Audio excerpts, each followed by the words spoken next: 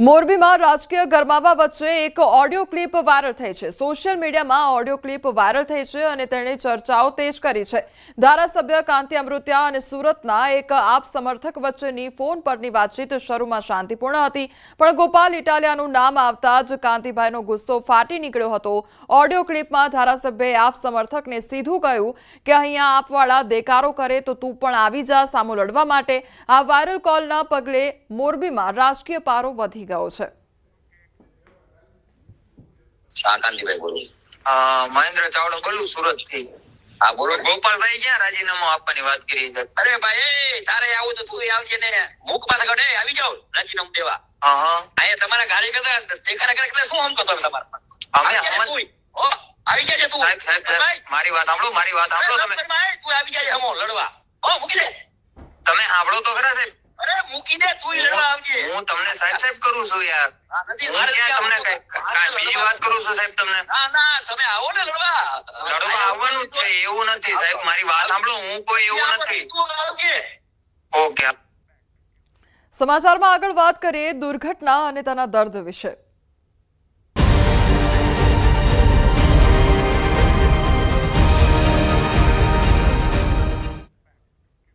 વડોદરાના ગંભીરા બ્રિજ દુર્ઘટનામાં હવે મૃત્યુઆંક 20 પર પહોંચી ગયો છે અને બ્રિજના ગટર નીચેથી વધુ એક મૃતદેહ મળી આવ્યો છે।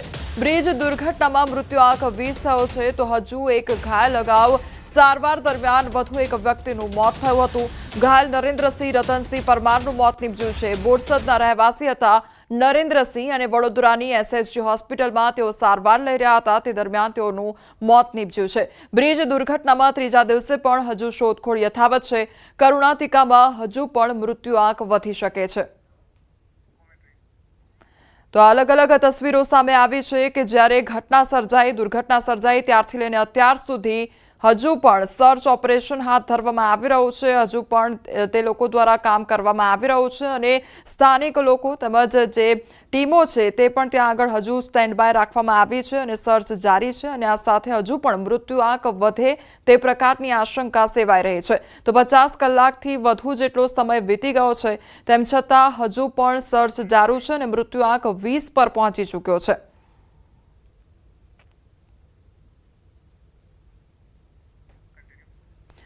વડોદરામાં સસ્પેન્ડ કરેલા નાયકાવાલાને લોકોએ હવે ઘેર્યા હતા અને જિલ્લા પંચાયત સદસ્યએ જાહેરમાં ઉધડો લઈ લીધો।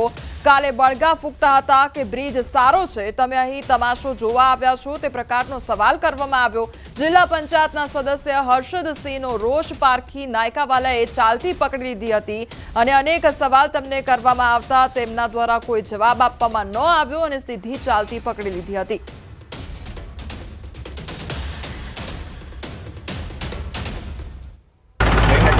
કાલે એવું કહેતા કે બ્રિજ સારો છે। બતાવું તમારો વિડીયો। તમે આ બ્લોક તૂટી ગયો છે, તમને ખબર નથી, તમારી જવાબદારી નથી। તમે અહીં આગળ તમાશા જોવા આવો છો, ગામડાનો વ્યક્તિ મરી જાય તમાશા જોવા આવો છો તમે અહીં આગળ? તમને ભાન નથી હોતું, તમારી જવાબદારી નથી હોતી? અરે કમ નહીં વાત કરવાની। લોકોનો જીવ ગયો છે, તમારો કોઈ દીકરો મરી ગયો છે, તમને શું ખબર પડે? તમારે અહીં ઊભું જ ના રહેવાનું હોય। 2-3 વર્ષ પહેલા તમારે અહીં આગળ આવવાનું હતું। આવું ખાલી આગળ હોશિયારી મારવા નહીં આવવાનું। ગંભીરા બ્રિજ દુર્ઘટના બાદ રાજ્યના અનેક જર્જરિત બ્રિજને લઈ સવાલો ઉઠી રહ્યા છે। ડુંગરપુર ખાતે આવેલો ખાણ નદી પરનો ઓવરબ્રિજ મધ્યપ્રદેશ અને ગુજરાતને જોડતો બ્રિજ છે અને આ બ્રિજના નીચેના તમામ પિલર નબળા પડી ગયા છે। આ બ્રિજ જર્જરિત થઈ ચૂક્યો છે અને અહીંથી રોજના હજારો વાહન પસાર થતા હોય છે। લોકો જીવના જોખમે અહીંથી પસાર થઈ રહ્યા છે। આ બ્રિજ પર દર ચોમાસામાં મસમોટા ખાડા પડી ગયા હોય છે। વળી આ બ્રિજ પર પડેલા ખાડાઓના કારણે અગાઉ અકસ્માતોની ઘટના પણ બની ચૂકી છે। તેથી લોકોની માંગ છે કે આ બ્રિજનું વહેલી તકે સમારકામ કરવામાં આવે।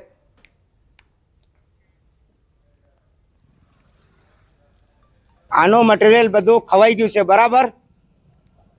આ બ્રિજ તૂટવાની તૈયારી થઈ રહી છે અને આને કોઈક સારા માણસને કોન્ટ્રાક્ટને આપી દો તો સારી રીતે મટીરિયલ નાખશે તો રહેશે, નહીં તો આ કોઈ માણસોને લેતા જાય અને અહીંયા આને પલને ઠૂંડે વારે વાર ખાડો પડ્યા કરે છે। તો એક બાઇક ઉપરથી બેરી પડી પાછળથી તો એ મરી ગઈ, મગજમાં વાગી ગયું। પછી બીજી વખત એક ભાઈ મહિના પછી બીજી પડી ગઈ, એ બી મરી ગઈ, મગજમાં વાગી ગયું। આના બે કેસ બનેલા છે આ પલને ઠુંડે. આ તો આના ખાડા તો આને પડ્યા જ કરે છે, દર વર્ષે પડ્યા જ કરે છે. મોટા મોટા ખાડા પડી જાય છે આની અંદર. અત્યારે ઉપર ડામરીકરણ કરવામાં આવ્યું છે, શું કહેશો એ બાબતે? ઉપર જ કરી છે, બાકી અંદર તો કોઈ કામ કરી જ નથી. હજુ આગળ જશે ને તો વધારે પરિસ્થિતિમાં રસ્તો ખરાબ મળશે. गुजरात और एमपी को जोड़ता है, हम लोग यहाँ पर डेली अप डाउन करते हैं. ये ब्रिज क्या ऊपर से रिपेयरिंग कर दिया है, बाकी अंदर से खोखला है. और ये जो बड़ोदरा में घटना हुई है, ऐसी घटना यहाँ पर ना हो. हम सरकार से यही उम्मीद करते हैं कि इसको जल्दी से जल्दी रिपेयरिंग करें. બોરડી ટાંડા રોડનો બ્રિજ છે. એ બ્રિજમાં પાઇલનું રિપેરિંગ કરવાનું છે અને જેકેટિંગ કરવાનું છે. કાલ સુધીમાં મારો પ્રયત્ન છે, કાલ સુધી થાય. વરસાદને પરેશાન કરે છે, વરસાદને કારણે અટકી ગયું છે કામ. તો આજે વરસાદ અટક્યો છે તો કાલે અમારે એની પ્રક્રિયા છે કે એને જેકેટિંગ કરી દઈશું અમે. આણંદ વડોદરા નજીક જે મહીસાગર નદી પર જે બ્રિજ તૂટવાની ઘટનાને લઈને હાલ ન્યૂઝ 18 ગુજરાતીની ટીમ દાહોદના અલગ અલગ વિસ્તારમાં છે. ત્યારે હાલ અમે ઊભા છીએ મંડાવ ગામે, જ્યાં આપને બ્રિજની જે સ્થિતિ બતાવવાનો પ્રયાસ કરીશું. સ્થિતિ એવી છે કે જે બ્રિજ જે પિલર પર ઊભું છે, 4 પિલરમાંથી જે 3 પિલર નબળા થવા પામ્યા છે, 3 પિલર નીચેથી નબળા થઈ ચૂક્યા છે અને અત્યંત ખરાબ સ્થિતિમાં આ બ્રિજ જોવાઈ રહ્યો છે. કારણ કે તંત્ર દ્વારા અહીં જે જાળી લગાડી દેવામાં આવી છે, પરંતુ જાળી જે કેટલું યોગ્ય ઉપાય છે તે એક મોટો સવાલ ઊભો થવા પામ્યો છે. કારણ કે અહીંથી હજારો વાહન દિવસભરમાં પસાર થતા હોય છે અને હજારો વાહન પસાર થતા હોય છે. ત્યારે જો ઉપર જાળી લગાડીને શું મતલબ, અથવા તો ઉપર રિસર્ફેસિંગ કરીને શું મતલબ? હાલ નીચે જે આ બ્રિજના આપ દ્રશ્યો જોઈ રહ્યા છો કે જે બ્રિજના 4 પિલર હોય છે, 4 પિલરમાંથી 3 પિલર જે છે નબળા પડી ચૂક્યા છે અને બ્રિજ સમગ્ર 1 પિલરની ઉપર ઊભું હોય તેવા દ્રશ્ય સર્જાઈ રહ્યા છે. ત્યારે હાલ કહી શકાય કે તંત્ર દ્વારા અહીં માટી પૂરણથી જે આ બ્રિજને ઢાંકવાની કામગીરી કરી રહ્યા છે, ત્યારે કેટલું યોગ્ય છે એક મોટો સવાલ ઊભો થવા પામે છે. લોકો કહી શકે કે અહીંયાથી જીવના જોખમે અત્યારે પસાર થવા માટે મજબૂર બનવા પામે છે. ત્યારે તંત્ર દ્વારા આનું વહેલી તકે યોગ્ય સમારકામ કરવામાં આવે તેવી લોક માંગ પણ ઉઠવા પામી છે. સૌરભ ગેહલોત, ન્યૂઝ 18 ગુજરાતી, દાહોદ. ગંભીરા બ્રિજ દુર્ઘટના બાદ તંત્ર હરકતમાં આવી ગયું છે. તાપી નદીના બ્રિજ પર કાયમી સમાધાન થાય એ માટે યુદ્ધના ધોરણે કામગીરી કરવામાં આવશે. અમદાવાદ તરફથી મુંબઈ જતા વાહનોને કિમ 4 રસ્તાથી એના જતા એક્સપ્રેસ માર્ગ ખુલ્લો મૂકવામાં આવશે. એક્સપ્રેસ વેની કામગીરી પણ યુદ્ધના ધોરણે શરૂ કરી દેવામાં આવી છે. ટૂંક સમયમાં જ એક્સપ્રેસ હાઈવે ખુલ્લો મુકાય તેવી પણ પ્રબળ શક્યતા છે.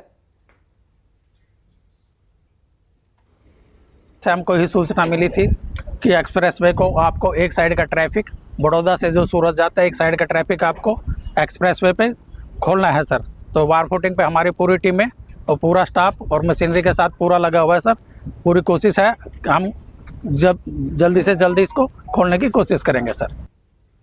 સાબરકાંઠાના વડાલીમાં ધોધમાર વરસાદ બાદ રસ્તા ધોવાઈ ગયા છે. વડાલી શહેર વચ્ચેથી પસાર થતો મુખ્ય સ્ટેટ હાઈવે રોડ બન્યો છે. બિસ્માર અને સ્ટેટ હાઈવે પર મસમોટા ખાડા પડી ગયા છે. ખાડા રાજમાં વાહન ચાલકોને ભારે હાલાકી વેઠવાનો વારો આવ્યો છે. 2 વ્હીલર ચાલકો ખાડા રાજનો ભોગ બની રહ્યા છે, તો સ્ટેટ હાઈવે રોડ પરથી પસાર થતા વાહન ચાલકો સહિત રાહદારીઓ હેરાન પરેશાન થઈ રહ્યા છે. ખાડા રાજનું સમારકામ કરવામાં આવે તેવી સ્થાનિકોની માંગ છે, તો આળસુ અધિકારીઓ દ્વારા નથી કરવામાં આવતી ખાડા રાજ સામે કામગીરી.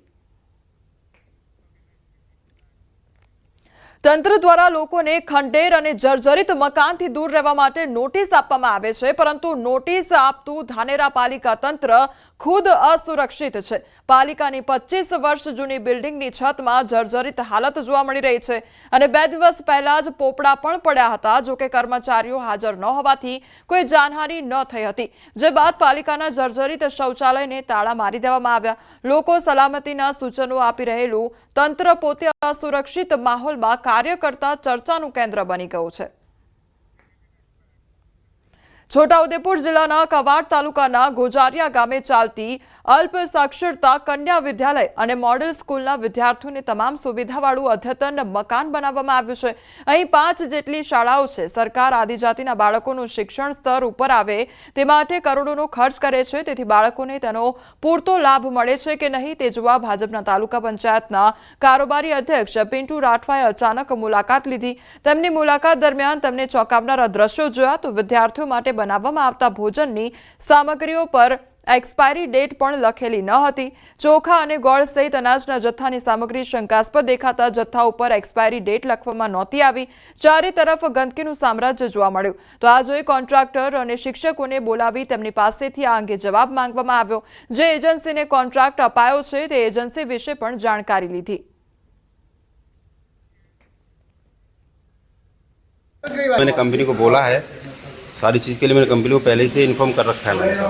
2022 का है चावल, हाँ ये है सर, मैं इसको देख रहा हूँ।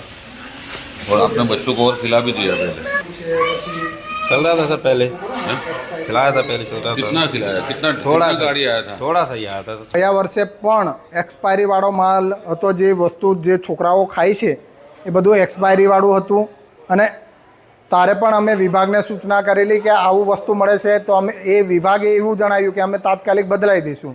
અને આ વર્ષે પણ આ બધું જેટલું વસ્તુ તમે દેખો છો આ બધું એક્સપાયરીવાળું જ છે. જે ડેટ જ નથી લખેલી કે કયા ડેટમાં બન્યું એ પણ નથી લખ્યું. આ બધું વસ્તુ એજન્સીને જાણ કરીને આ સામાન તાત્કાલિક મોકલાવી દેવામાં આવશે અને એજન્સીને તાત્કાલિક નોટિસ પાઠવવામાં આવશે. પદાધિકારી શ્રીની જે રજૂઆત છે ને જે વિડીયો મેં જોયો અત્યારે જ, તો એમાં જે કોઈ વસ્તુઓ એમને કીધી છે એને અમે તપાસ કરાવશું કે ભાઈ કેટલી ગંદકી છે કે કેમ, બીજો પેકિંગ ડેટ છે કે કેમ એના ઉપર, અને નહીં હશે તો એને તાત્કાલિક ધોરણે એને બદલાઈને જે યોગ્ય મતલબ વગર એક્સપાયરી ડેટના, એક્સપાયરીથી બહુ પહેલાંના જે આઇટમ હશે એવા જ આપણે વાપરવા માટે એને સૂચના આપશું. હવે આગળ વાત કરીએ, આખરે કોણ બનશે ગુજરાત કોંગ્રેસ પ્રમુખ?